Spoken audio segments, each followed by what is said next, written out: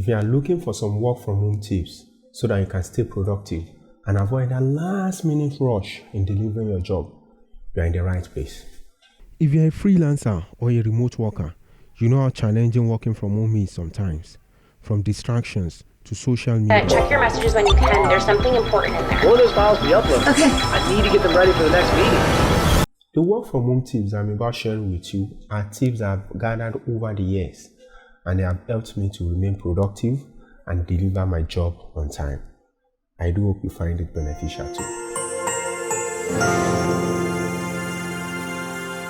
Welcome back. Welcome to Commonsense Philosophy. I'm your host, Akeem at DBC. Here on Commonsense Philosophy to help you with practical ideas for your all-round development.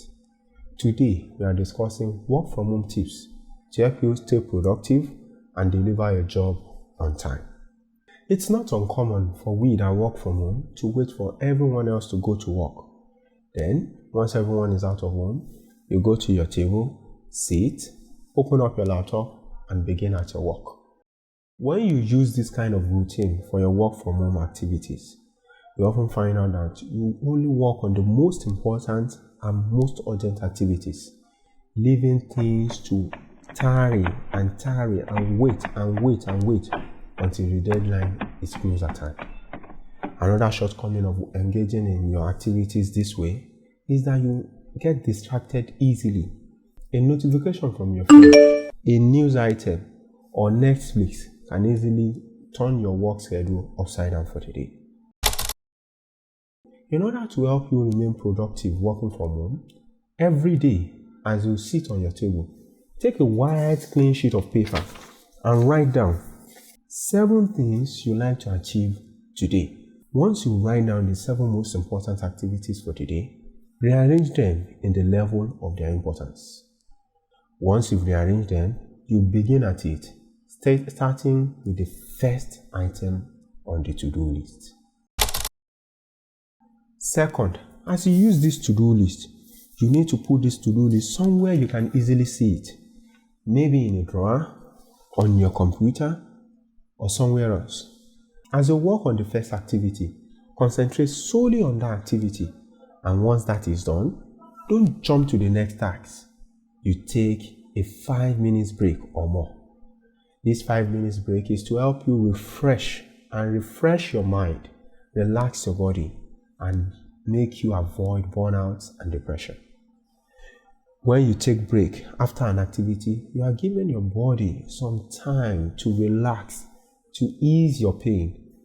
Things you can do during break include stretching, looking into the distance, taking a walk outside, talking with a friend, and some media time out. So, as you work from home, it's important you plan your day out the moment you sit on your table. What are the things you like to do today? Rearrange them in order of priority. Then start with item number 1 and do it solely till you complete it. Take a break. This break will help you relax and refresh your mind and body. When we work from home, there's a tendency to overeat. Hellfire sauce ribs. When you eat such large meals, before beginning working from home or during your work from home activities, this makes you a little bit tired and your brain feel a little bit lazy because you want to rest and relax. Another extreme that people go through when working from home is to save their eating until later. It says since the food is just some meters away, they want to finish up the activity, then go eat some food.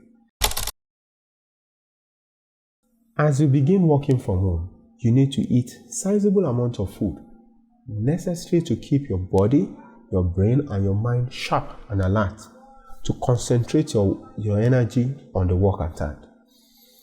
It's also important that you take water break frequently. Being hydrated will keep you fresh and avoid burnout all through the day. Just a moment.